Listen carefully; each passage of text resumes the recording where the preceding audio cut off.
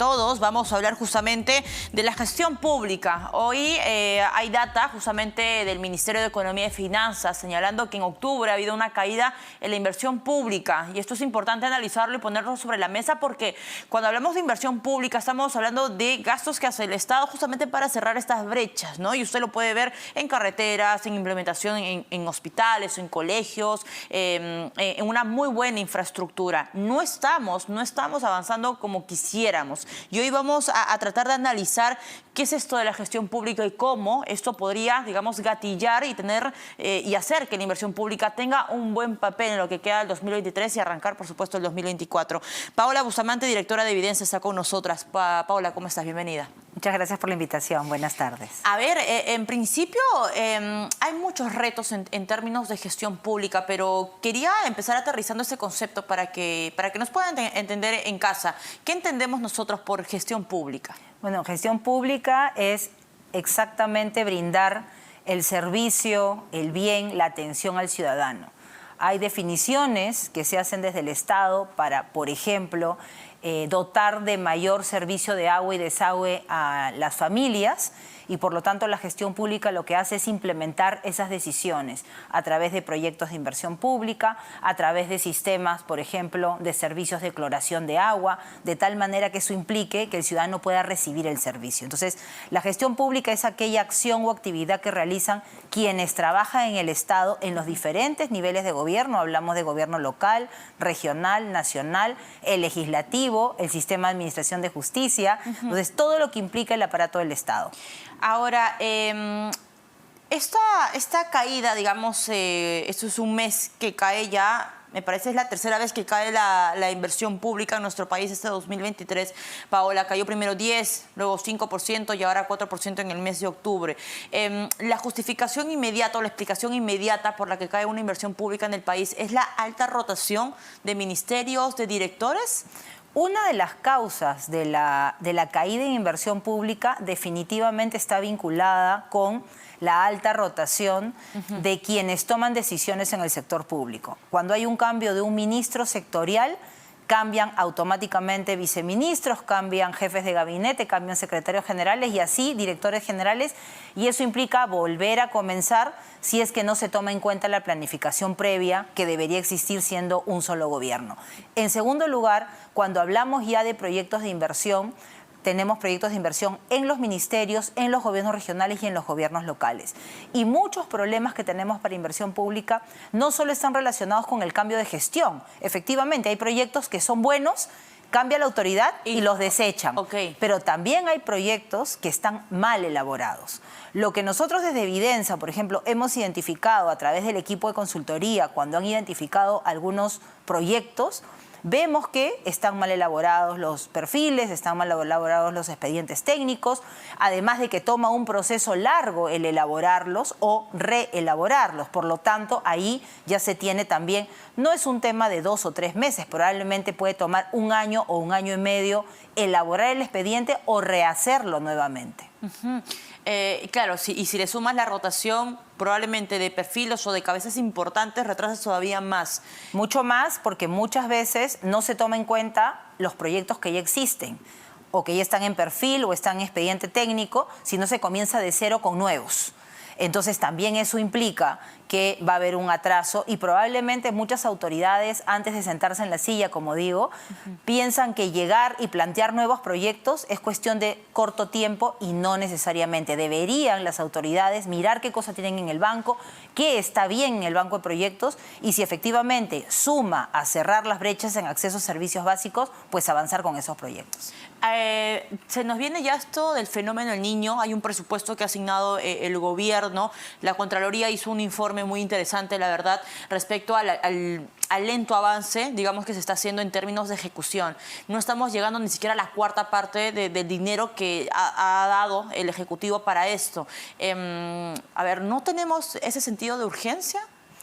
Nuevamente, yo creo que a nivel del Ejecutivo, ¿sí?, tenemos un problema de alta rotación de equipos técnicos, de funcionarios y de personas que realmente entraron también en la gestión del expresidente Castillo, Claro, pero y que finalmente no han terminado de salir. Y sabemos que en la época de Castillo, ¿sí? Entraron muchas personas que no sabían ni siquiera qué estaban haciendo en el sector público, y esas personas muchas veces siguen en los ministerios. Entonces, yo creo que hay un tema de gestión. A largo plazo. Las consecuencias a largo plazo de no tomar decisiones, de identificar quiénes no están contribuyendo a la gestión, quienes no saben lo que tienen que hacer, y finalmente vemos en algunos casos que hay una rotación de profesionales de uno u otro cargo, pasan de un ministerio a otro, de 2 o 3 meses, y eso no ayuda para nada en la gestión. En ninguna de los ministerios ayuda la alta rotación de funcionarios, porque eso implica una caída hacia abajo y por lo tanto evidentemente una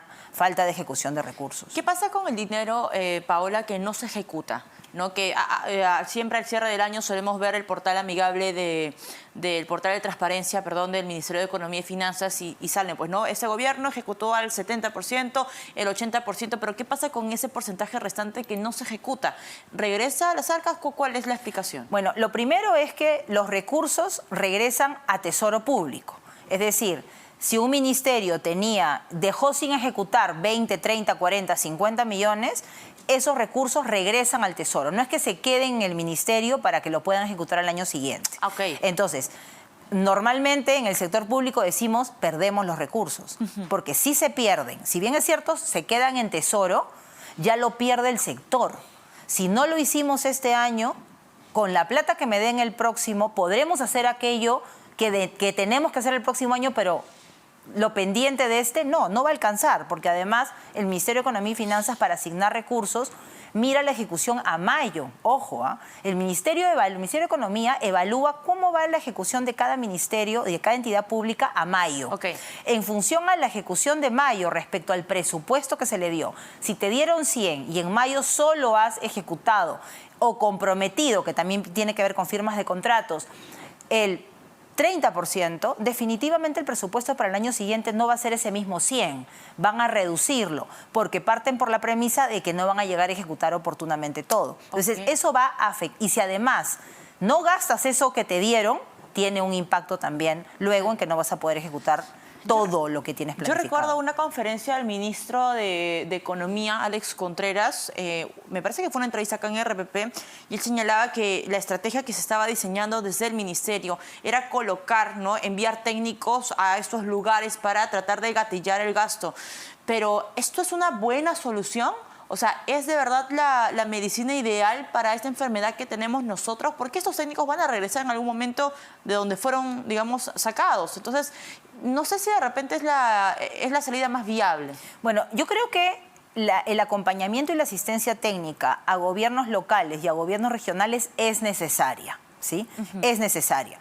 Tiene que haber acompañamiento, porque además muchas veces las propias autoridades regionales y locales o sus equipos técnicos hablan con un funcionario, les dice una cosa. Luego, cuando regresan otra vez, hablan con otro funcionario que les cambia la versión. Ahí hay un tema también que tenemos de realidad, de que los equipos técnicos muchas veces no tienen el mismo mensaje. Los alcaldes levantan 10 observaciones del expediente y cuando vuelven a pasar les observan nuevas 10 observaciones distintas a las anteriores. Entonces, creo que sí es importante la asistencia técnica, porque los equipos tienen que saber todo lo que pasa a una autoridad local y sus equipos en regiones para hacerlo. Pero lo segundo es que creo que no debemos descuidar el servicio civil. Cuando apostamos hace más de 15 años como país a tener una entidad como Servir, que sea quien lidera la gestión de recursos humanos en nuestro país, creo que es necesario retomarlo. La presidenta Dina Boluarte, en su discurso de 28 de julio, se comprometió a sacar adelante y a darle un impulso a Servir. Por lo tanto, creemos que es importante también poder poner en agenda nuevamente, que se escuche a la presidenta, que se escuche al primer ministro, ya que Servir depende de la PCM, hablando de qué va a implicar esa reforma del servicio civil en cortísimo plazo, porque como bien tú dices, no es sostenible que vayan a acompañar en todos los sectores. Para eso existe una descentralización, y lo que tenemos es que promover, fortalecer y contribuir para que esa descentralización sea efectiva y sea eficiente. Ahora, este crédito suplementario que aprobó justamente el Congreso, ¿no?, en favor esta solicitud que hizo el Ministerio de Economía y Finanzas, con previas declaraciones señalando, reconociendo que estábamos en una recesión económica. Se aprobó un proyecto de crédito suplementario de cerca de 5.000 millones de soles. ¿Esto va a ser, digamos, la solución también? ¿O es que de repente va por el lado de que, ¿qué te asegura a ti que este dinero se va a ejecutar y se va a ejecutar bien? Nuevamente, creo que es importante remarcar que el gobierno, desde que entró la presidenta Boluarte en su rol de vicepresidenta del país y asumió la presidencia, lo que ha hecho es plantear una mayor asignación de recursos a gobiernos regionales y locales. Sin embargo, no todos los ministerios están haciendo el acompañamiento que se necesita para ejecutar esos recursos.